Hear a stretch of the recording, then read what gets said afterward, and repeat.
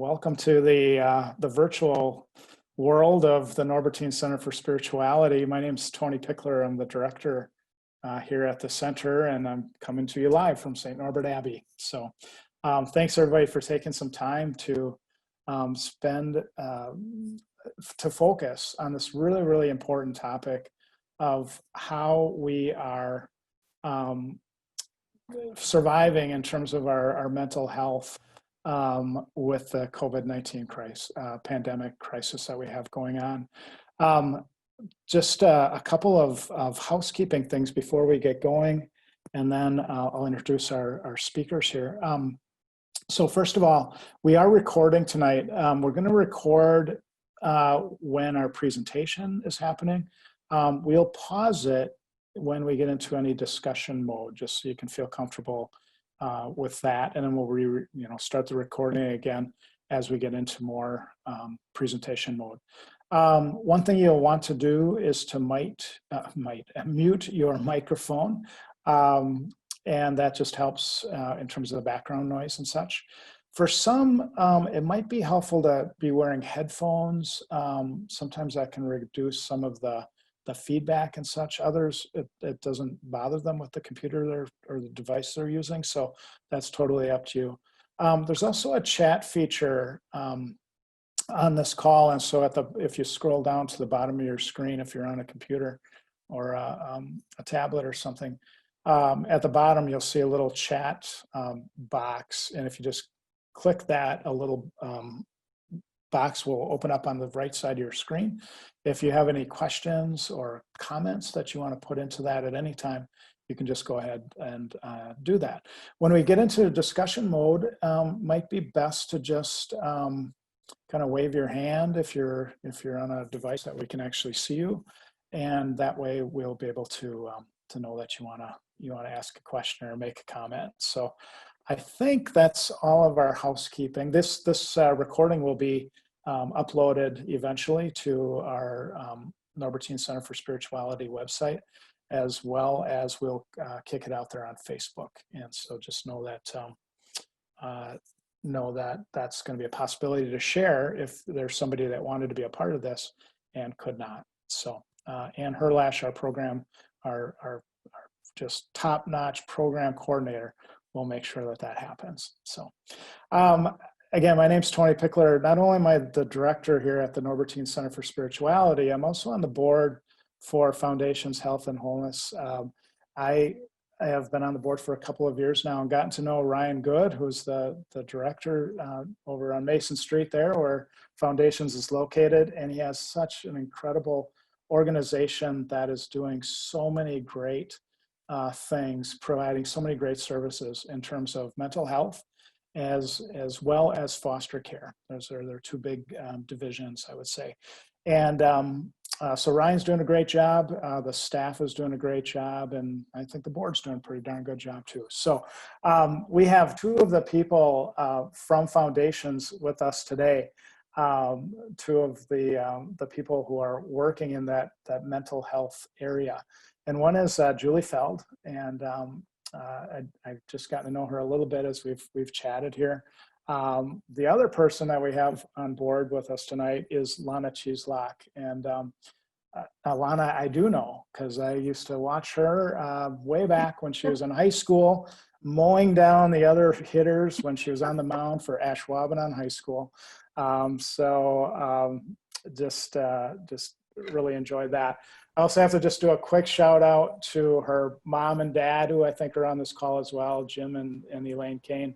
I used to work with Elaine over at the Diocese of Green Bay for many, many years. So it's good to have them on board as well. So I'm going to turn this over to Julie and Lana and let them get us started. And again, thanks for being with us, and thanks to Lana, thanks for Julie, and thanks to Ryan for making this all possible. So there you go.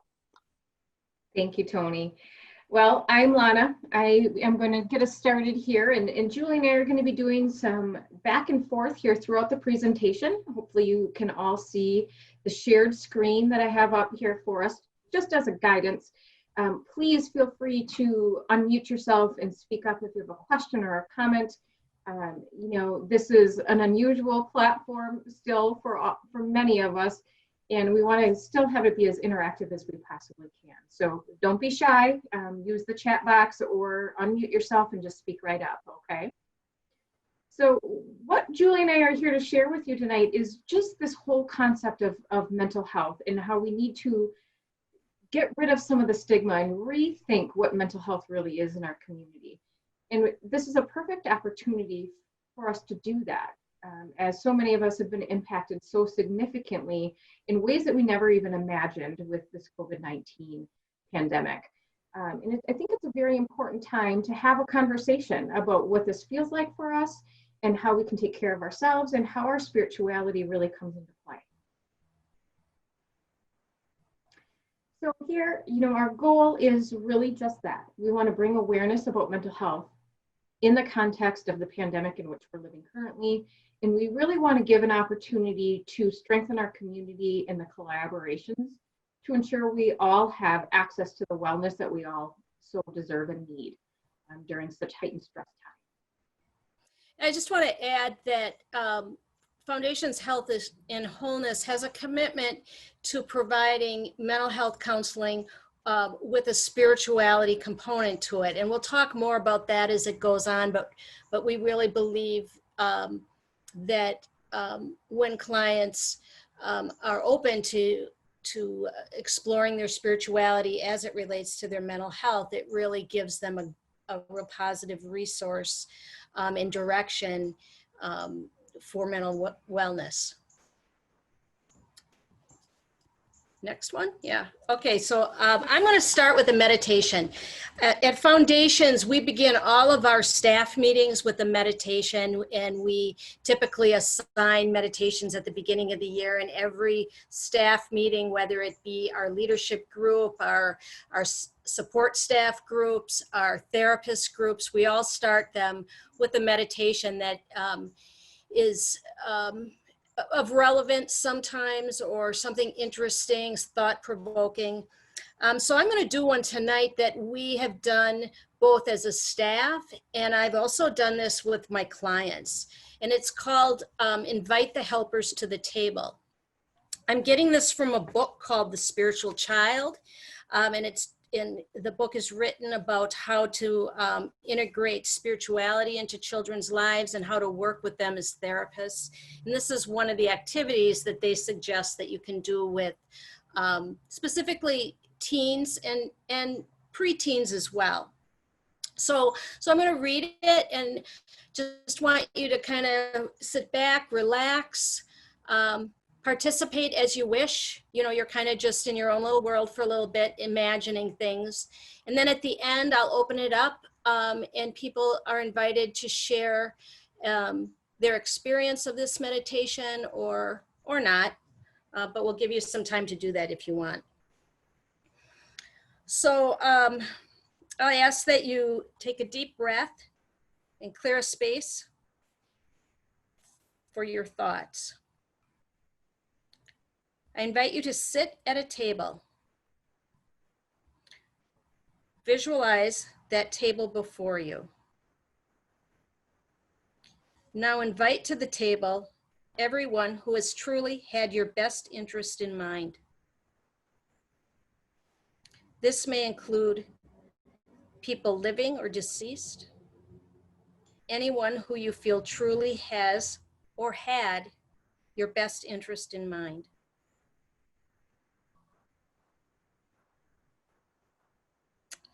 Ask them if they love you.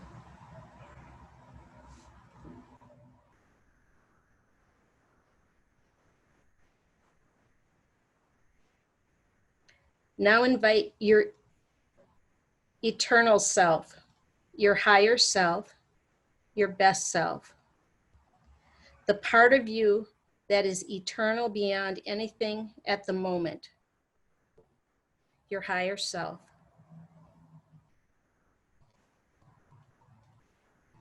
Ask your eternal self if you love you.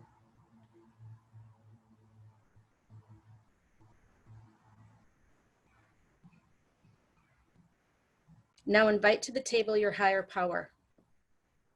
Whatever word you want to use for your higher power, invite them.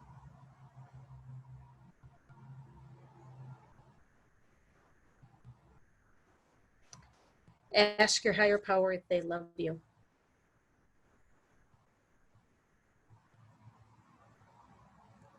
Now with everyone right there, assembled all together, ask them right now, what is important for you to know? What do they need to tell you right now about you and your path? What do you need to know?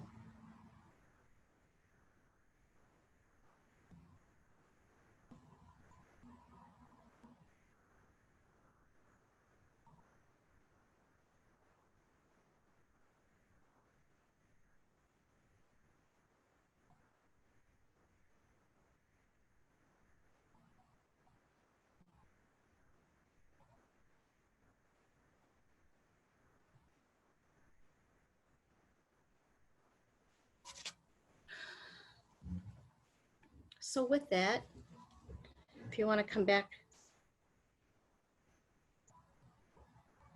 I'm wondering if anyone wants to let us know who they invited to their table and share any thoughts or experiences they might have had.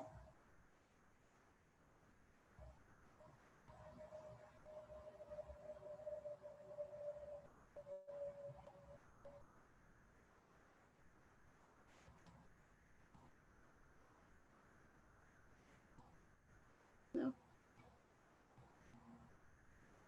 All right.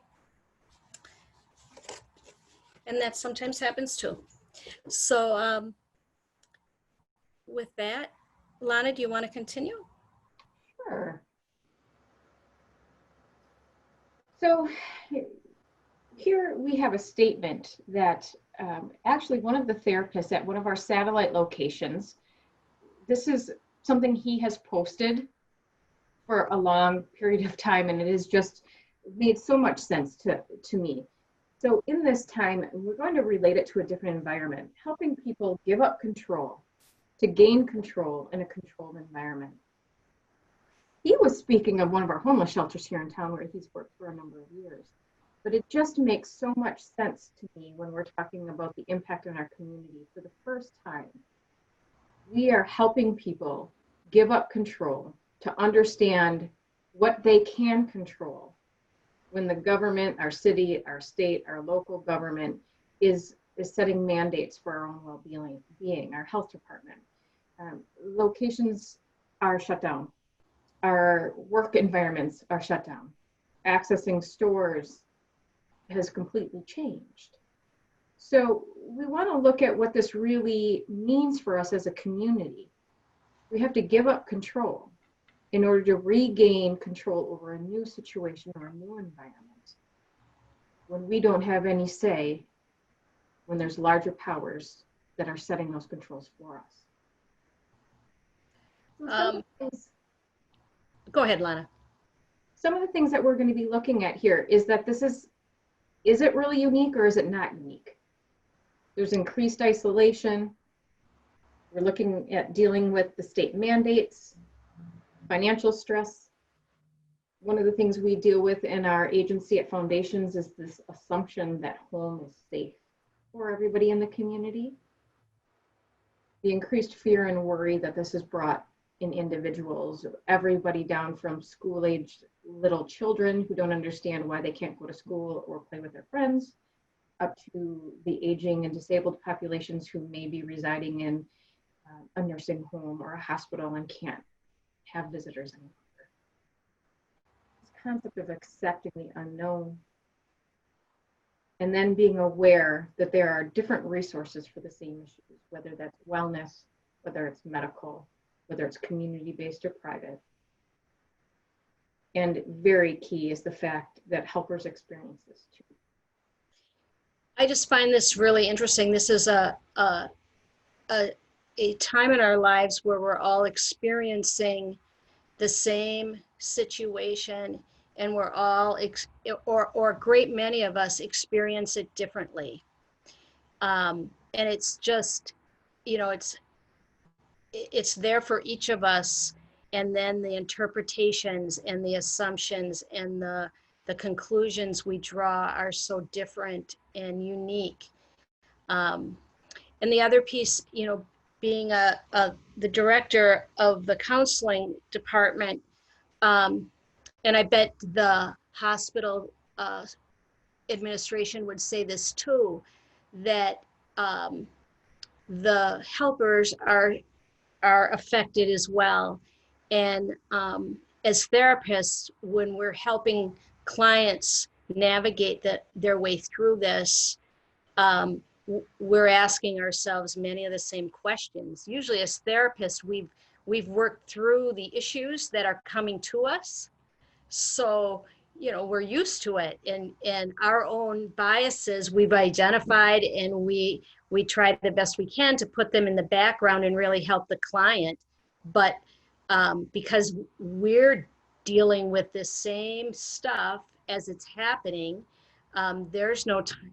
It's very difficult for us to find time to deal with it before our clients are dealing with it and trying to sort through our biases. And I think that's true in many different situations. Okay. So this next slide is really important and really crucial. There's a definite difference that we often don't talk about, which is there's a difference between mental health, or better stated, mental wellness, and mental health disorders. So the difference between the two, mental health is really, it's a state of well-being. And every single day, we all have a state of mental wellness. We have good days, we have bad days, we have roller coaster days. But the difference is those pass, and they pass relatively quickly. Those of us who are in this community who have a more formal mental health disorder, it's, you know, as therapists, we have a diagnostic statistical manual that helps us categorize symptoms and behaviors that come together to have a formal diagnosis that aids in our ability as therapists to provide a direction of treatment. Diagnoses help with direction of treatment, and they help with which medications, if necessary, may be more impactful and helpful for the symptoms that are being recognized. With a mental health disorder, there's often, and realistically pretty much always, and Julie, you correct me if I'm saying this, or you have more to add to this, but really there's defined timeframes that are required for adjustment, change, stress that happens in our everyday life that affects our mental wellness, to when it can be something that is diagnosed as a formal mental health disorder. Okay, so it's not something that, you know, on a whim, a therapist, a psychiatrist, psychologist, or a medical doctor just decides, oh, well, these symptoms sound familiar, we're just going to say they have a major depressive disorder. No, it's more regimented than that. We have a rule book that we have to follow, and it has to meet all of these different set criteria. And we are very cautious in making sure that we are not putting a title on anybody, because that is not the point or the purpose of a diagnosis. It's just, again, it doesn't give us an excuse for behavior. It doesn't give us an excuse for areas that we have weaknesses or strengths in. It simply helps us understand, as helping professionals, how to best support you through your symptoms.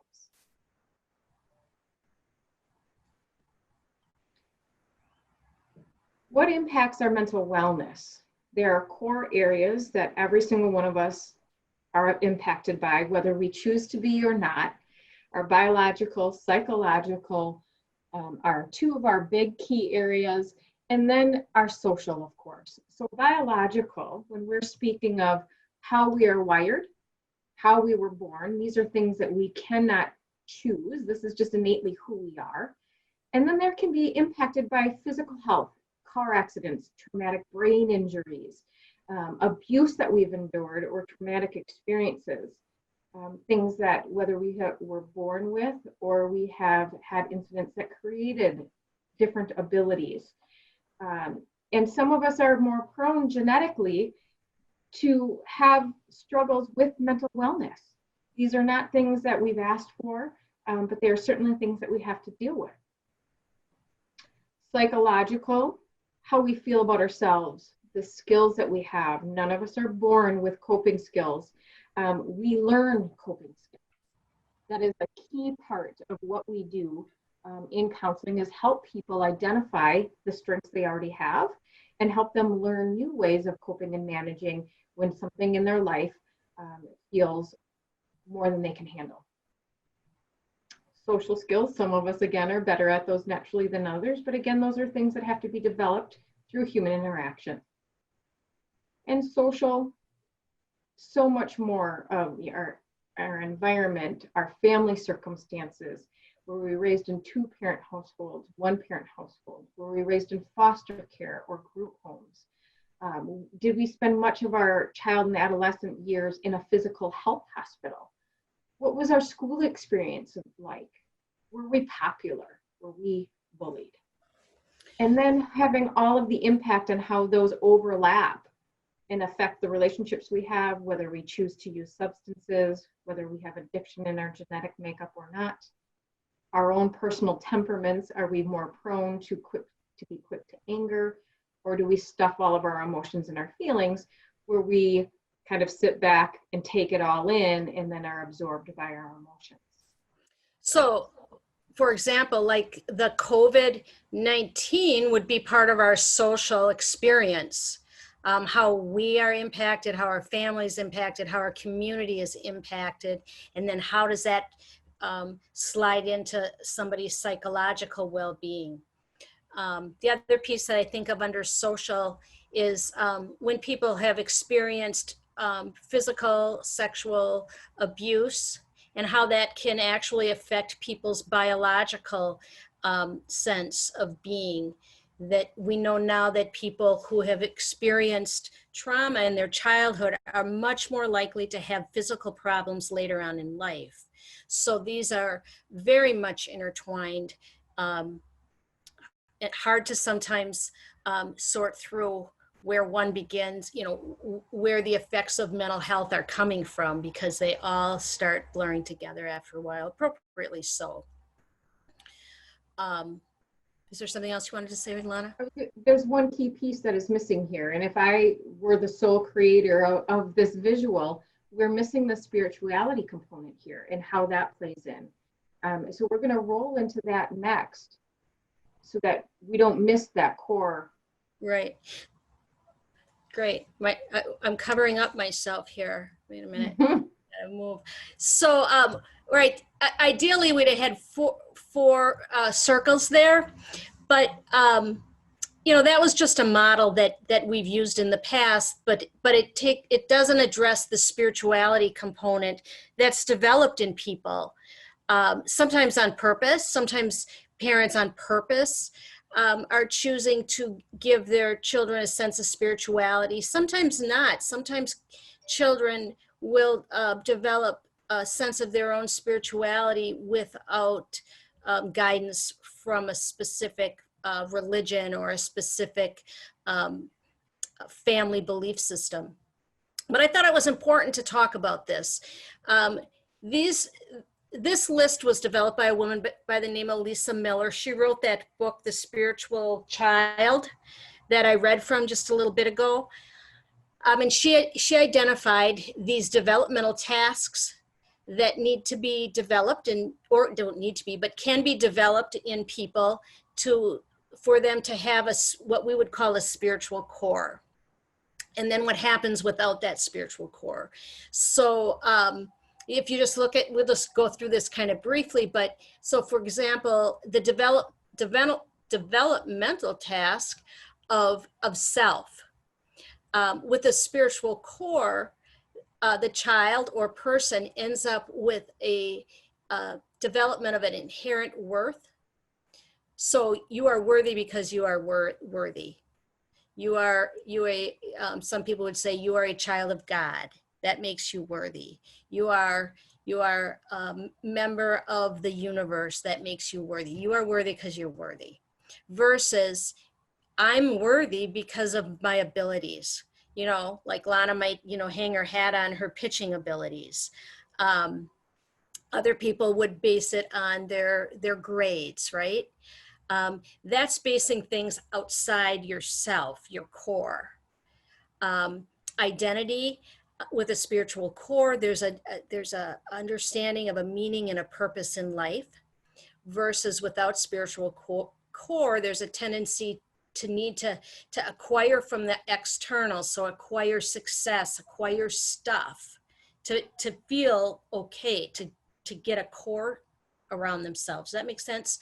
Let's see, I won't go through all of them, but relationships, spiritual core is sacred, share love, grow. So versus without a spiritual core, it's about either pleasing others or who's pleasing or not pleasing me, who's meeting my needs, who's not meeting my needs. Spiritual core is more about growing and sharing, and you can kind of see those words to me are kind of community like. If we go down to things like good events, bad events, people with a solid spiritual core will see good events as blessings. Without a spiritual core, people see things as deserved. I deserve this. I got this because I worked hard, which might be true, but I know a lot of people that work hard and don't get it, right? Rather than just seeing it as a blessing. Bad events are seen as opportunities and learning.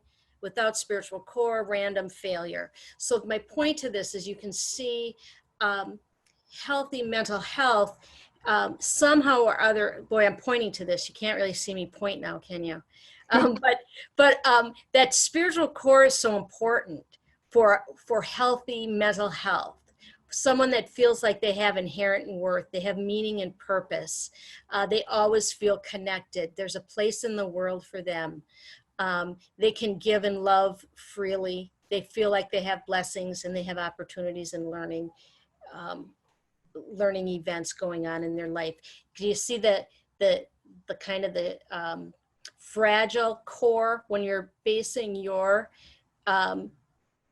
self-worth on abilities, success, talents, pleasing and getting your needs met by others, ultimately alone, deserve, luck. So really important stuff. And so when we can, during counseling, add this piece and challenge this for people, they really develop a solid interpersonal core to themselves. Okay, next slide. So some important information to keep in mind while we're going through and we're talking about mental health and mental wellness is that for every individual, there's different levels of severity and a different range of symptomology. So we can do anything as far as a mild, where it's episodical, it's not real prevalent, it kind of comes and goes. Moderate is more often than not. And then we have our severe, where there far more of the time is symptomatic rather than calm, peaceful, and able to manage. Just a key point, diagnosing is not something that anybody can do.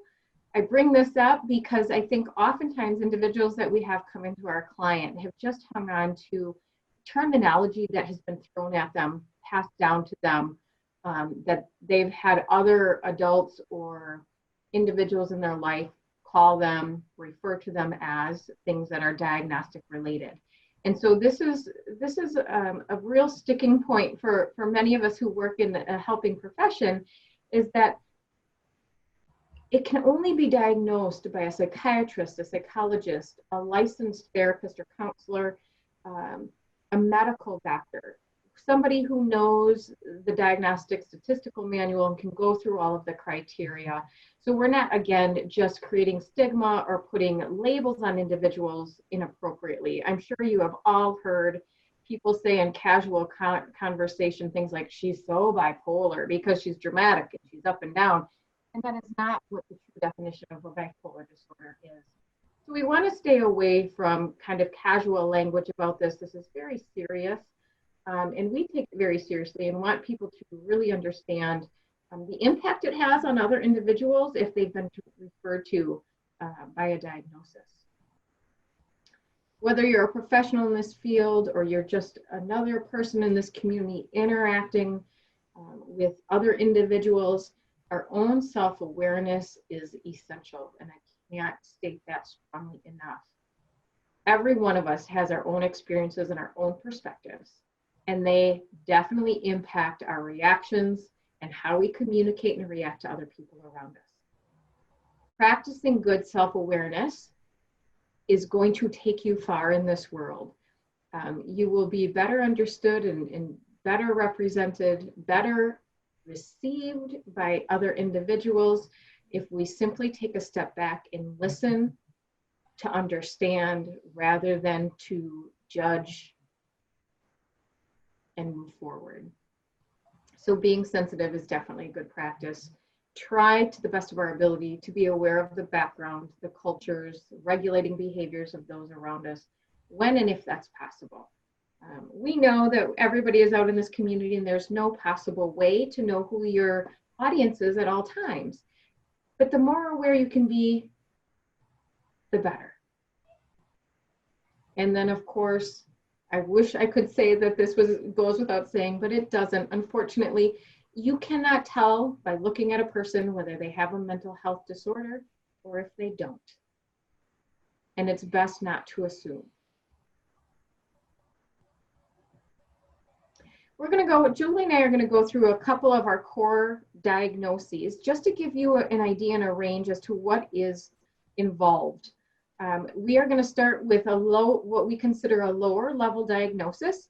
And this is what is so pertinent to so many people right now during COVID. Adjustment disorder is a true diagnosable mental health.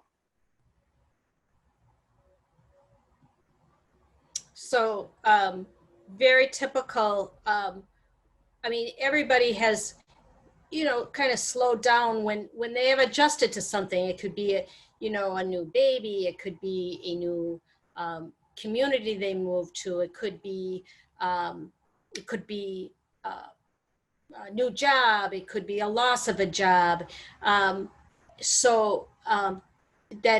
That's not necessarily a diagnostic disorder. However, if depression or anxiety, as well as functioning, have decreased for at least 3 months, rarely lasts more than 6 months, then we could say that that's an adjustment disorder, and they may need to seek help to adjust to it.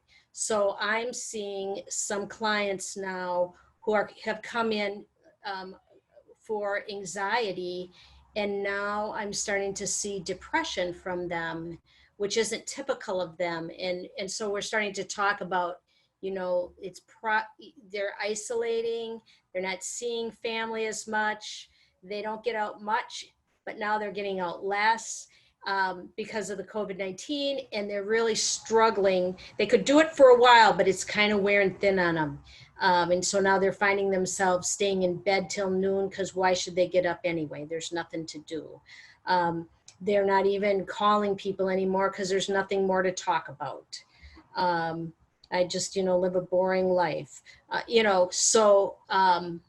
Starting to get some concern about some of those symptoms leading to, now it looks like it's going to be adjustment disorder. We want to treat it, hopefully, so it doesn't get any worse and turn into a major depressive episode. So that's just an example of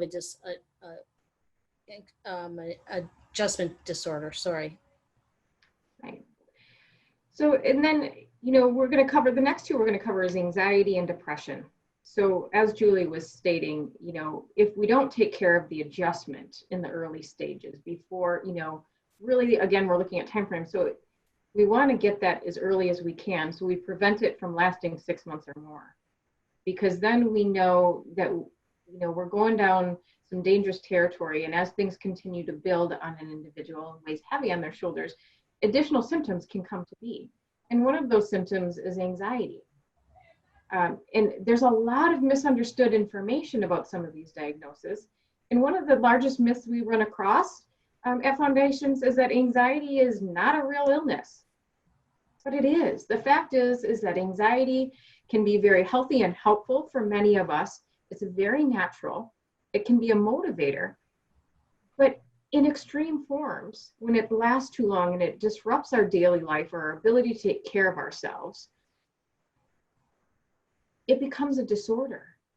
If we can't maintain our normal activities, if we have to stop because we're having a panic attack, we feel like that there's an elephant sitting on our chest and we can't catch our breath.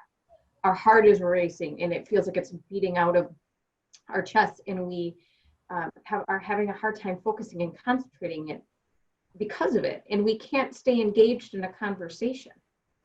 We are now beyond just a mere episode. This is really something of concern that we need to make sure that we're taking very seriously.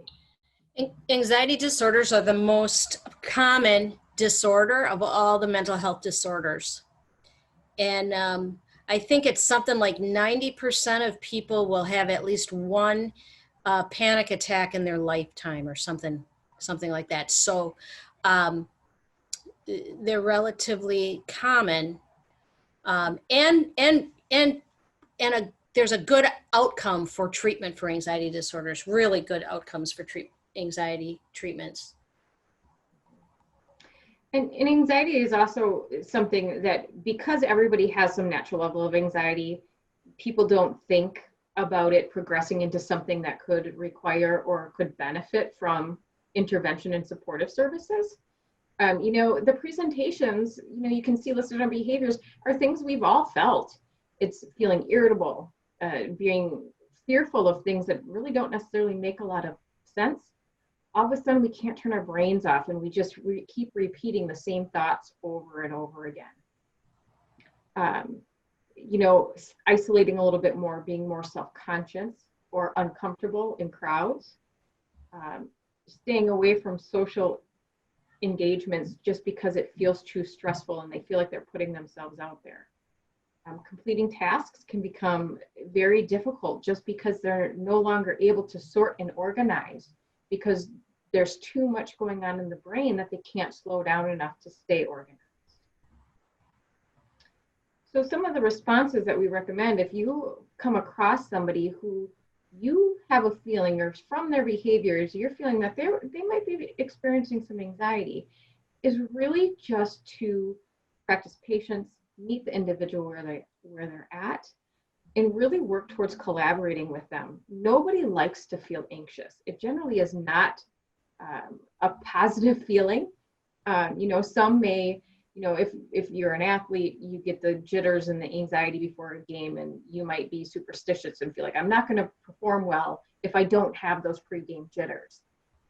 If you're feeling those pregame jitters in your life and you have to go to attend a meeting at work and you're all discombobulated and you can't sort out, sometimes all it takes is a kind word from a friend, from a coworker, to say, it's okay, take a deep breath. Is there anything I can do to help support you? Can I get something for you to help you? And to kind of lift that weight off of your shoulders in a very everyday, common situation. When we're dealing with COVID, being able to have a conversation and see somebody, if you're video chatting with a friend, or you have a loved one on the phone and you just hear that spirit and that exuberance is out of their voice, not being afraid to ask, hey, how are you really doing? This is weird times that we're living. Nothing about this feels normal. And then regulating that and saying, you know what, this is weird for me too, or uncomfortable. I'm really missing my family too. How are you handling that? And facilitating the conversation. Open the door. And oftentimes that's all that's needed.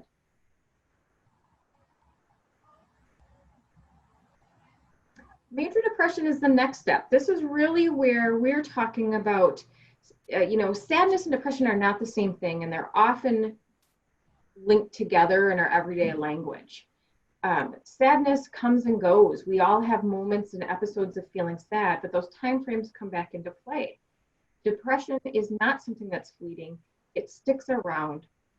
We feel it, we feel down, we feel blue, and oftentimes a person who really has a true major depressive disorder cannot explain why they're feeling the things that they're feeling. Major depressive disorder can have a very large biological component. So if you are genetically wired your body is just built, your brain is not producing enough of that serotonin or norepinephrine, those feel-good chemicals in our brains. We are left with a depleted brain that is not able to function the way that it was created to function. And that's not our fault. That's not something any of us ask for. Unfortunately, some people are just born that way. And so they need some assistance in getting the body to create what it needs to feel happy, to feel pleasure, to feel joy. And so, you know, when we're really looking at the difference between sadness and depression, you don't often hear somebody say, I'm just having a bad day, but I can't explain why. Normally, if I'm having a bad day, I can tell you why. Something went wrong. I was rushing to work and I got a speeding ticket, or I dropped my coffee. You know, it could be something as small as that, but I can explain it. Somebody who has a major depression oftentimes can't explain it, but they also can't just get out of it. They can't just get up. They lose their energy. They lose their motivation. Normal everyday tasks all of a sudden seem daunting and overwhelming. So again, you know, if we're really looking at presentation again, sometimes depression comes out as anger and irritability, and we just get really standoffish when somebody presents with anger and irritability. We kind of give them space, and that's what those behaviors are actually intended to do for most of us. It's a protective factor. We get defensive, we get irritable, people back off, and they leave us alone. For those of us who work in this field know that's a red flag, and that's when we need to start asking questions. The big thing with any struggle or symptom that you're seeing in somebody near you is not to be afraid, just to ask. Ask the question. People will not tell you unless you ask. That is one of the greatest things that we're taught, you know, through field experience and school and becoming a therapist, is people don't just offer information, but they will answer your questions. Especially with depression. Anxiety, you may hear it. People will more often say, oh, I'm just, you know, really anxious today. You might hear it with anxiety if they're not too ashamed of it. But people who are depressed will tend not to tell you, because there's not much of a story behind it other than I'm depressed. And people always want an answer. Why are you depressed? Yeah. Explain it to me. What happened? And then we try to talk them out of it, which doesn't help. Right. But what does help is to connect with them, support them, let them know that you care about them and that you're going to be there. And that's really important to them, because depression is a lot about not being connected. And so we want to stay connected as much as possible, even when they might be hard to be connected with because of the irritability or the pushing away. Yeah, okay. So when we have adjustment disorders, when we have anxiety disorders, when we have major depressive episodes or disorders, if those things are left untreated, unfortunately, we can have some behaviors that are very scary and feel very threatening and extreme to those who are not used to being confronted with things like self-harm and suicidal thoughts. One of the biggest misnomers, and I hear it time and time again as a therapist, when parents bring in young children who are making suicidal statements, or even partners, significant others, spouses, who say they're just looking for attention. All they want is attention. I'm not gonna cave to that. I'm not gonna give that type of attention. And that for us as mental health professionals is a really scary thing. And we try to educate the best that we can that no suicidal talk should ever be taken lightly. A suicidal statement has consequences, and not all consequences are bad. Sometimes the consequences, we're going to give you the help that you don't know how else to ask for. You're telling me in other terms. And so now I'm going to pay attention and I'm hearing you. You're telling me that you are not okay. You don't feel worthy. You don't feel like you fit in. You don't have any motivation.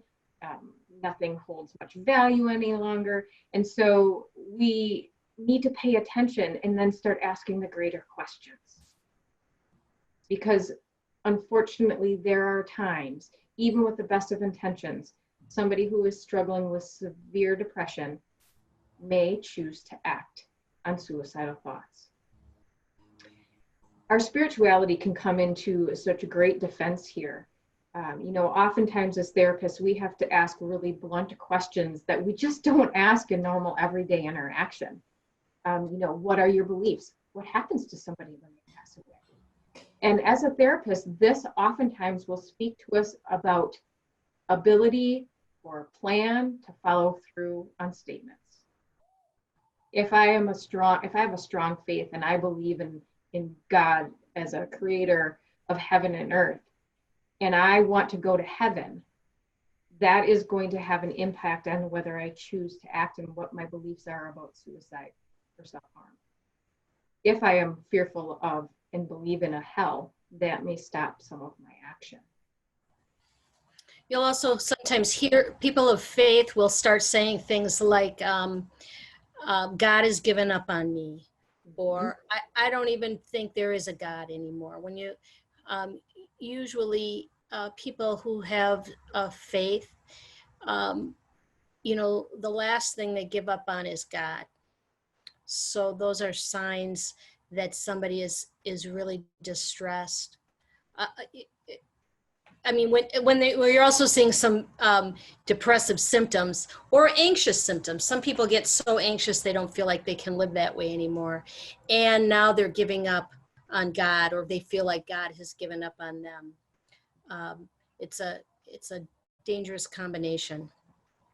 I also want to say, just because people are suicidal, it does mean they need to be listened to. It does mean they need to be taken seriously, that they do need help, probably beyond family members, for support. It doesn't necessarily mean hospitalization. Right. That's an option, but that's not always the best option for people. The best option is seeking professional help and making the decision of what's going to work for that person. Absolutely.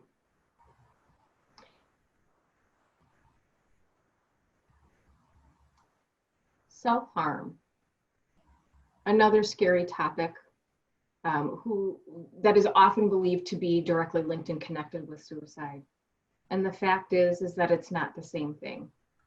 Most often, self-harm is a way for somebody to cope with something emotional that's going on when they don't have the ability to cope, so they try and switch it up. I can't deal with the emotional pain, but I can deal with the physical pain.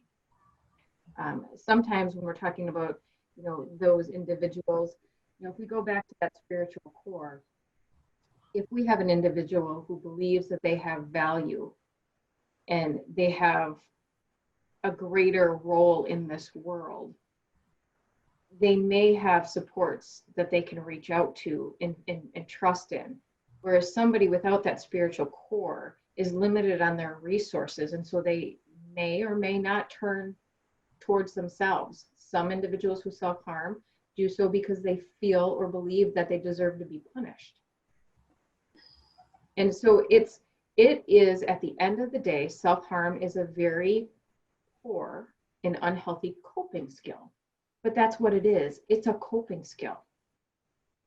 And so, yes, is it scary? Absolutely. Do we like to see it on our children or the people that we care about? Do we like to see it in our classrooms or our offices, in our homes when other people come to visit? No, because it looks scary. And it can be scary. But keep in mind, it is a symptom of anxiety, of depression, of difficulty adjusting. It's often a symptom of how an individual feels about themselves, but you can't ever know truly what it is for an individual unless you are willing to ask the questions. What does this mean for you? And what means for one individual is not what it means for another. Julie, anything you want to add to that one? No, you're good there. So, so what we've just done is kind of reviewed some of the major mental health disorders. It's kind of skimmed over that just so you kind of got an idea of adjustment disorders, anxiety and depression, and then suicidality and self-harm behaviors, right? Right. So now we're going to try to blend that with spirituality, and we've kind of already done some of that, and then COVID-19 and how to cope with if you have a mental illness, how to cope during this time. If you don't have a mental illness, but you can identify with having some down days or some anxious times, right? It's all on a spectrum. Now let's talk about blending spirituality into that. And I'm going to use a model that's not really designed for this kind of presentation, but I think it helps us view how to cope from a kind of a spiritual mental health perspective. And I'm going to review the differences between, so let me just tell you, this model that I'm using comes from a family therapist model and a couples therapy model, using this in couples therapy or in family therapy. And I think about this COVID-19 experience we're having as not just a psychological issue, but a sociological issue. Mm-hmm. So it's bigger than just us. It's our community. So it's not, you know, we could be supported or not supported for wearing masks. We can get supported or not, you know, that's community that's now affecting us, not just, you know, our belief about ourselves, but we're really getting a lot of feedback from community. So I'm using this model with you guys, and I hope it works. So blending mental health and spirituality, I'm breaking things down into what is clinical words and perspective, what is a moral perspective, and what's a spiritual perspective. Next slide, Nana. So when we think of clinical, so I'm talking like counseling clinical, we use terms like personality, mental illness or mental health, family dysfunction, communication, self-esteem, self-differentiation. Thank you for changing that spelling, Lana, by the way. And boundaries. So, you know, if we're looking at the effects of the virus having on me, I can look at it from my personality, I'm really an independent person. I don't like things to get in my way very much. So then when things like a virus get in my way of doing what I want to do, it affects me, right? Communication. So now not only do I have to make decisions for myself, but I'm making decisions for people that live in my house. And I have to have good communication about that, right? So that's examples of how, if you look at the COVID-19 from a clinical perspective, how it could affect people. And I give you an example of mental illness. A client of mine who has mental health issues anyway, which tend to be anxious. He goes that route. Now all of a sudden I'm seeing depression from him. So that's somebody who struggles anyway. And now with the isolation, the lack of activity that's going on in his life, just a lot, you know, he's having more mental illness things. Next slide. So now you can look at the behaviors and people's relationships and their interpersonal skills with other people with moral concepts like what's right and what's wrong. It's right to wear a mask. It's wrong to make people wear masks. You know, when we're in a moral concept frame of mind, we're doing shoulds. You owe me this. You ought to. it's all about obligation, fairness, and justice. So this isn't bad or good. It's just that, in our lives, not only do we have that clinical concept stuff, boundaries and personalities and all that, but we also have moral concepts that we take with us, our beliefs in what's right and wrong and what we should do and what's fair and what's just. And then if we go to the next one, which is spiritual concepts, you want to flip the screen, Lana? There they are. So when we're looking at spiritual concepts, we're looking at things like what is God's will, redeem, sacred calling, prayer, faith, miracle, grace. So people have that part to their life too, right? Or to some greater to lesser degree, where does faith play into this? Where does giving grace or having grace fit into this? Sacred calling. So those are pieces that fit into people's mental health. Next slide. Yeah, and I wanted to throw, whoa, what happened to you want to click it? There they are. Okay, I wanted to throw this up here because I think it's a good example of really messy what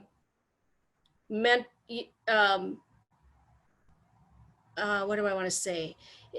Relationships. So along with our depression or anxiety, are where we're at spiritually, where we're at clinically, where we're at morally, play a part in our overall mental health.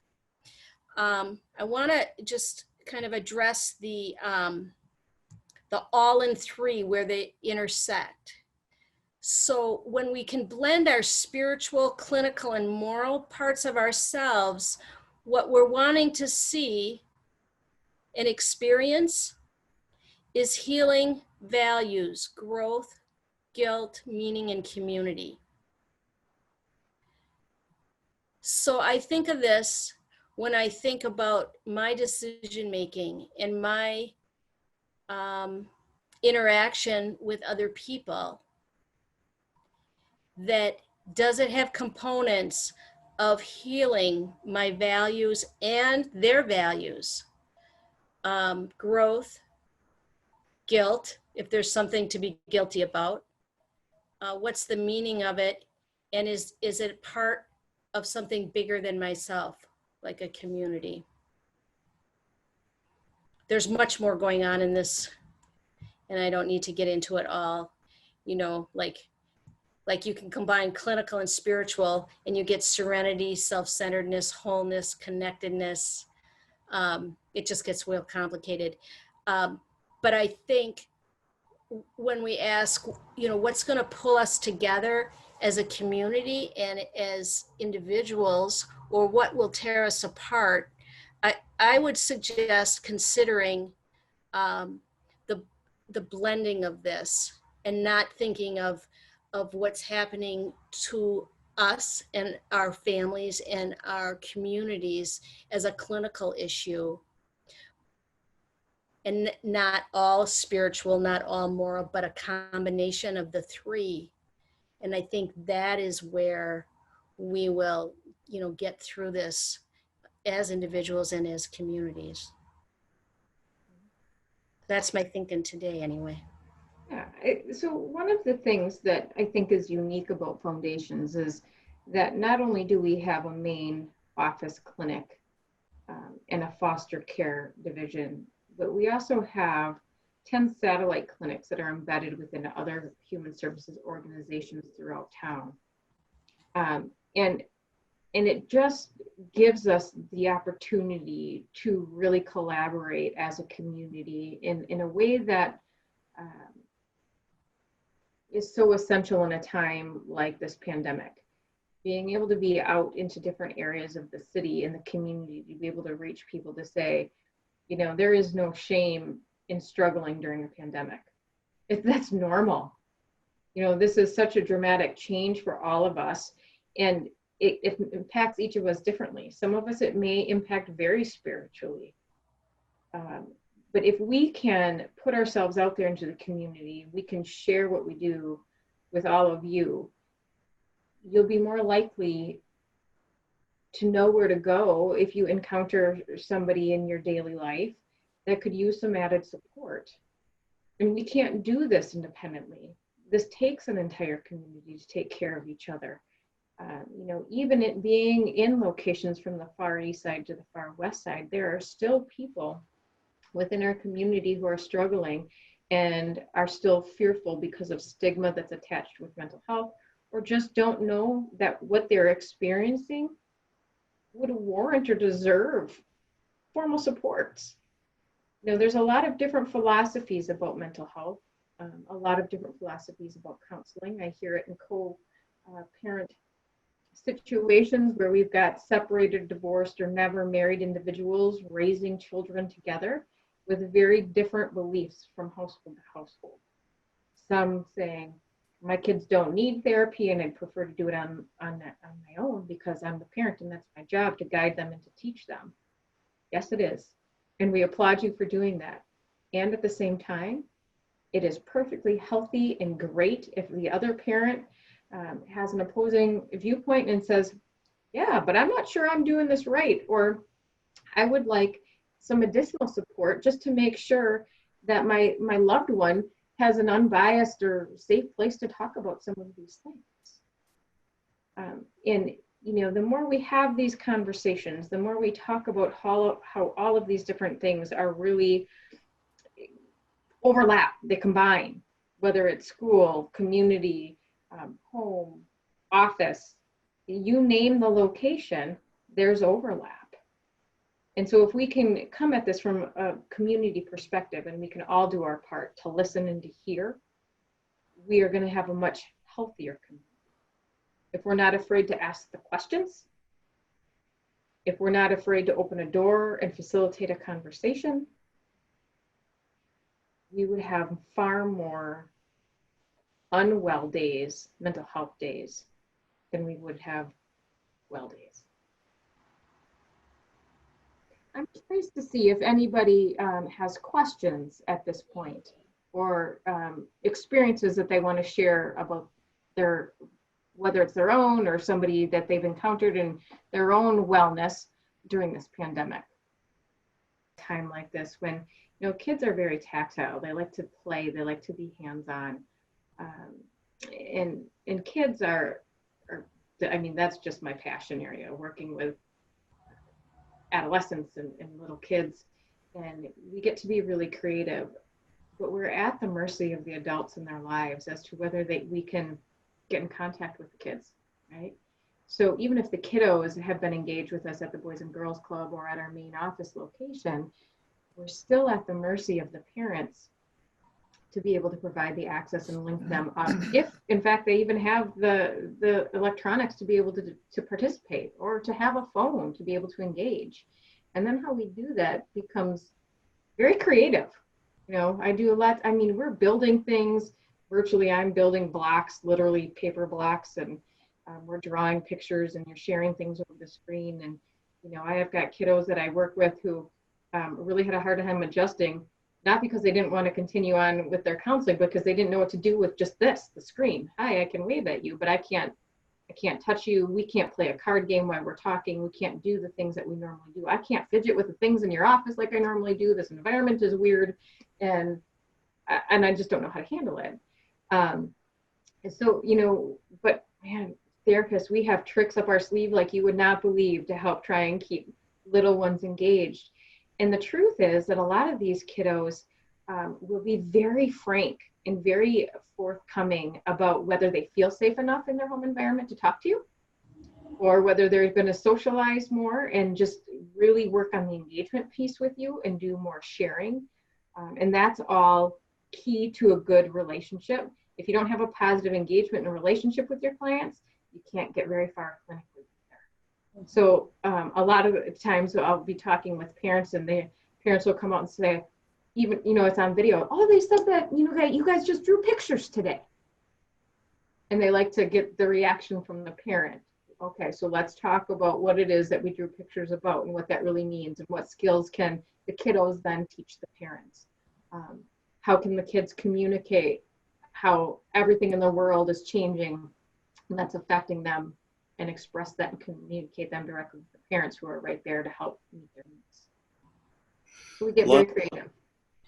I'd be curious also, just obviously during this pandemic and everything going to teletherapy, have you heard anything in terms of just the benefit for some of the clients that you see through that platform? So we have, so I've been doing counseling for a lot of years. So I'm old and was concerned about the effectiveness of telehealth. And although I think that for some, they still choose to prefer in, face-to-face sessions, we have been surprisingly pleased with the feedback that we've gotten from clients and the progress some clients have made via telehealth that we don't believe they would have made in face-to-face sessions. One of the clients gave feedback that they felt like it was a little bit less personal so that they could share more. They could talk about things more via telehealth because there was a little more distance. Others have really found that it's no different than talking to their therapist in person, and there's the benefit of it's more convenient.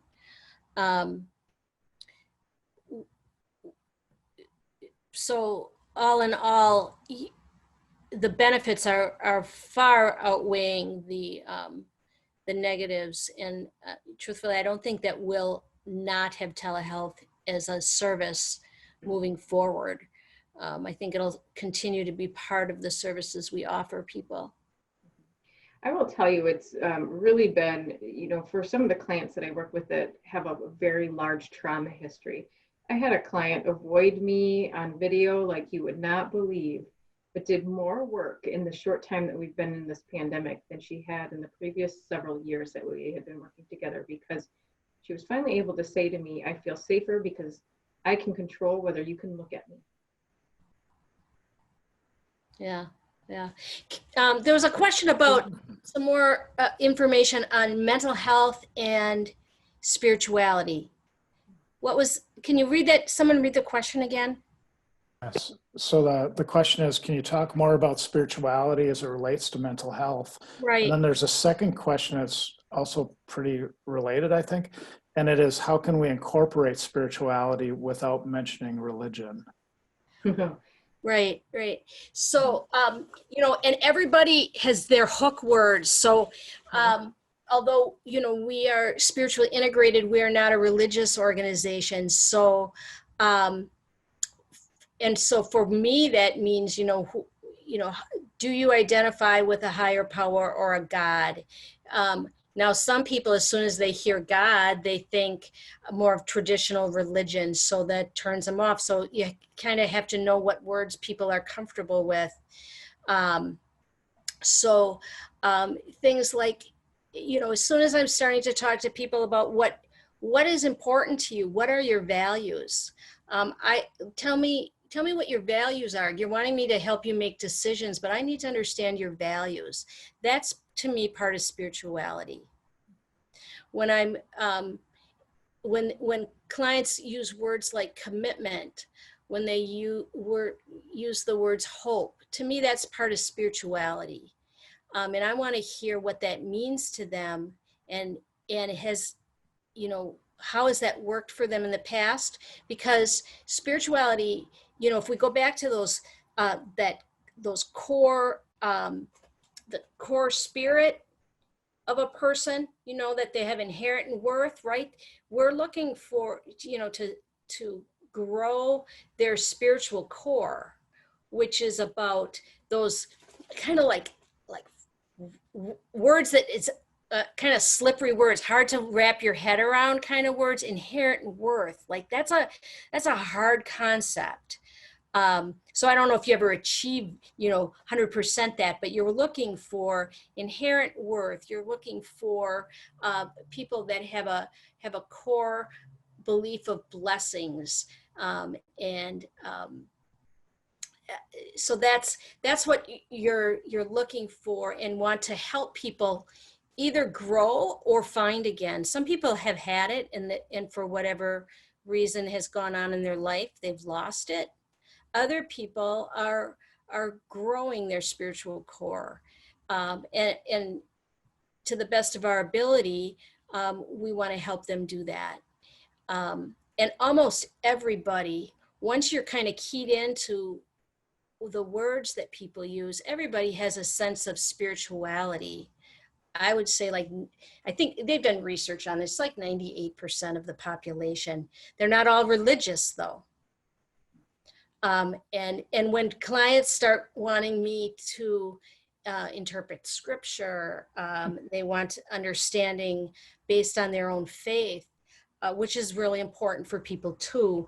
That's beyond what our therapist and myself can do, and that really needs to go to their own priest or ministers to help process specific religious questions and concerns that they have. So does that help with what's the spirituality part of mental health? Or is it still kind of foggy? Unless we get a chat coming in, I think it does. Just also a reminder, if anybody wants to ask a question, just make sure you unmute yourself. You might have the world's greatest question, and if you're muted, we will never hear it. So make sure you remember to do that as well. I will add to what Julie was just saying, that I think one of the largest components of spiritually integrated counseling is the opportunity to use it if you desire. It worked in organizations shall remain nameless, but there are a lot of organizations right here in town and other surrounding areas that are very fearful of opening that door. And so there's a very clear expectation that they remain separate. And so again, to me, it just goes back to, if you don't ask, people are not going to tell you. So part of that spiritual integration, when we have clients who come into our office, they have it's called an ACORN assessment. I mean, that's the terminology that we use, but it asks some of those questions about, do you believe in God or a higher power? Do you feel like you are being punished? There's different questions on there that facilitate a conversation because we're not afraid to ask. And if somebody says, no, I'm not spiritual, or I'm not religious, or they don't really understand what one is versus the other, or how it plays a role in their life, then we have the opportunity to have a conversation about it and explain it. Like Julie was saying, it might go back to values, it might go back to personal morals, it might, for people like me, a spiritual experience is being up north in the woods. Mm-hmm. I don't know if any of you have seen that, on social media, the man who had the great emotional reaction to seeing a rainbow. Unfortunately, he passed away just a couple months ago. But, that had been spread worldwide because he had this spiritual reaction to seeing a rainbow. Yeah. And some people may not view it that way, but we allow those who come into our doors to determine what that means for them. We don't tell them. We just give them the opportunity to express it if they so choose. And they certainly have the option to opt out of those kind of questions. They can say that they're not comfortable, and that's fine too. But like I said, most people have some sort of belief system that's spiritual in nature, and it's a sense of strength for them. And so if typically they've forgotten about it, or it's kind of been put on the back burner. Sometimes I even put it in their treatment plan. They've talked about, when I ask about, what their resources are, where do they go in times of trouble, they'll talk about prayer. And So I'll say, well, is that something that you want to, incorporate back into your life? And if they do, I'll say, would you be comfortable if I ask you next week if you prayed this last week? So some of them are like, yeah, I don't want to commit to that yet, so that's fine. But for others, they're like, yeah, that would be good, because they just needed that reminder that was important to them. Yeah.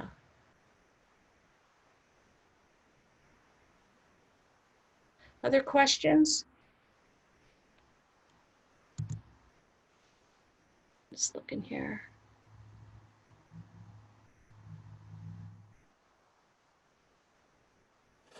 I'll ask a quick one.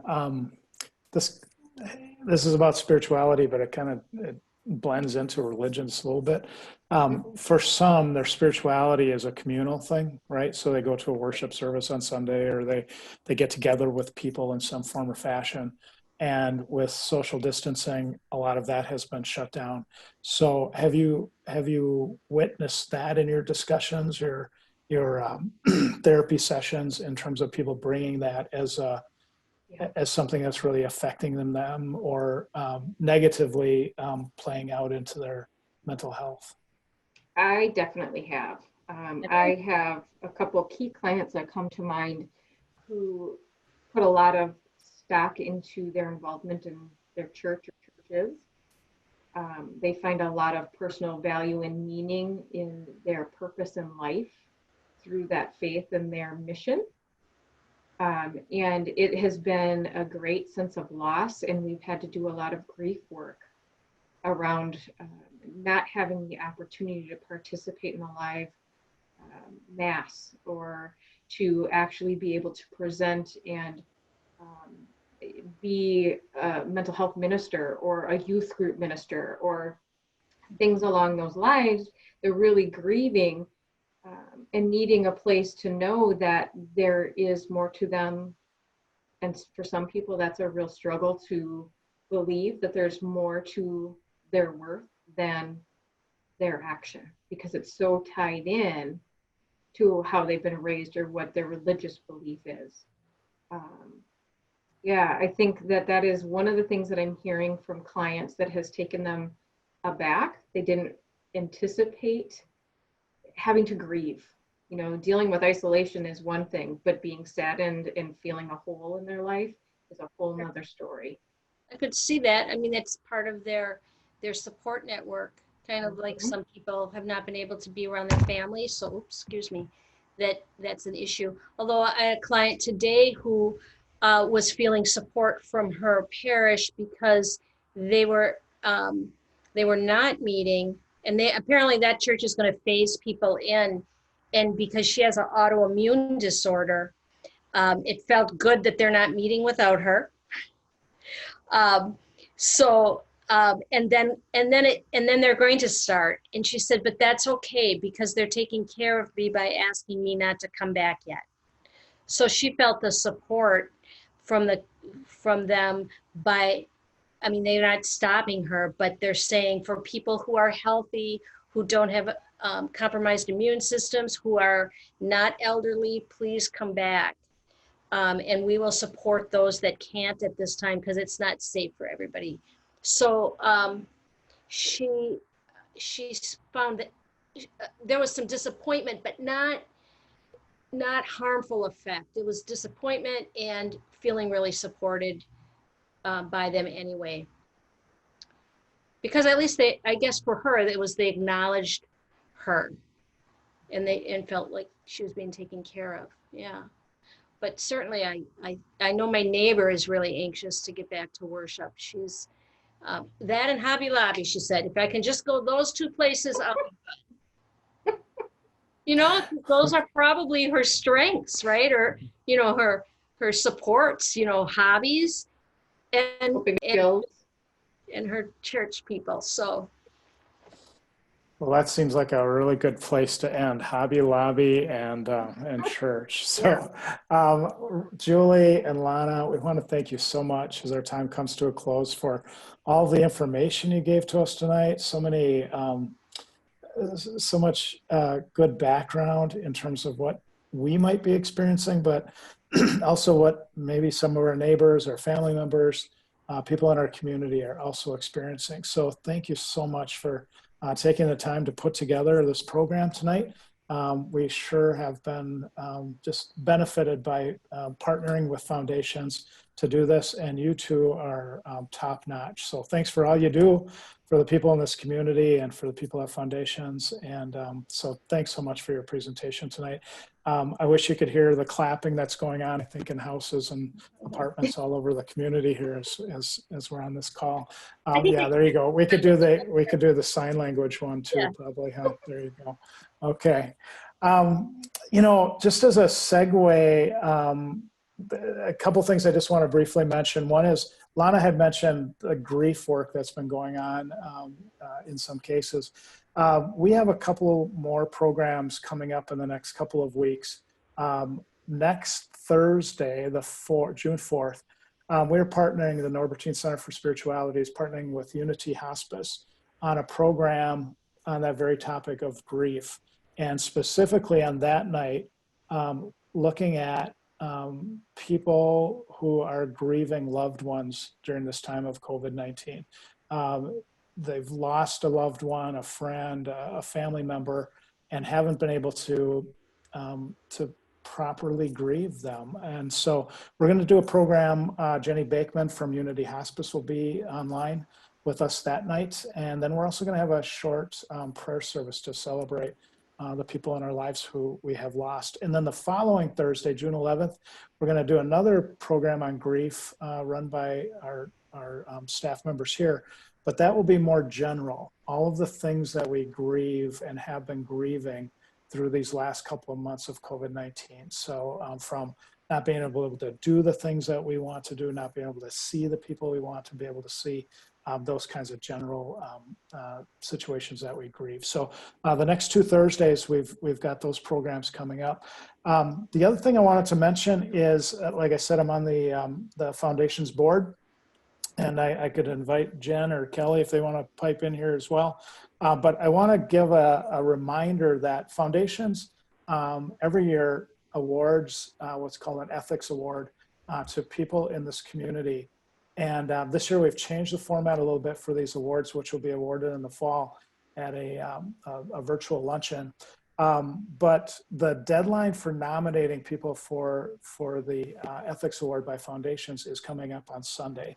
So if you go to the Foundation's website, it's a simple process of nominating people to tell their story, basically by sharing with Foundations and the committee that will choose the recipients. You know, what was the situation in our community that needed to be addressed? How did they address it? And what's the situation now? And so we've got all kinds of people during this time of COVID-19, but also in the years past, who have done some amazing things as ethical people. And so if you know one of those people who has been doing some just amazing things, being amazing people for our community, the Foundation's Ethics Award, they're the kinds of people we'd love for you to nominate. So you've got till Sunday, so you just have a few days. Kelly, Jen, anything else to add to that? You're good? Hi. Kelly? Yeah. Yeah. This is Kelly, and yes, I dropped the link to the nomination form in the chat box. Yes, we're collecting stories of people that are just standing up and doing courageous things during this pandemic or otherwise in their lives. So we would love for you to nominate someone. It takes about 10 minutes and to really just lift up their story and, you know, just celebrate each other. So it's an online nomination form, and you can also send an audio or a video. And yeah, it's really simple, and there's a link with all the information you need. Awesome. Thanks, Kelly. Thanks, Jen, for all you do.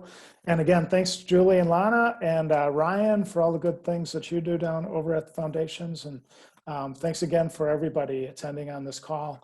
And have a really great evening and a good weekend coming up. It'll be a little drier, a little cooler, and hopefully very enjoyable and safe for you. So be well and be safe, and take care. Peace and good night. Good night, Good everybody. night. Thanks. Bye. Bye.